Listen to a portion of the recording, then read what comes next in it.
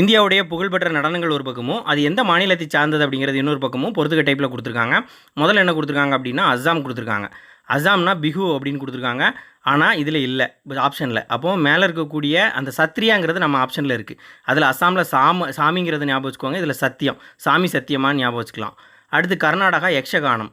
கர்நாடகாவில் யாஷ் அப்படின்னு ஒரு நடிகர் இருக்கார், ராக்கி பாய். அப்போது Karnataka Yash.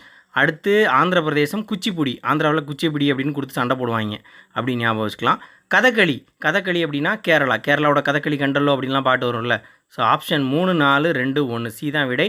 Combine technical service exam 2024 November மாதம் நடந்த எக்ஸாமில் கேட்ட கொஷின்.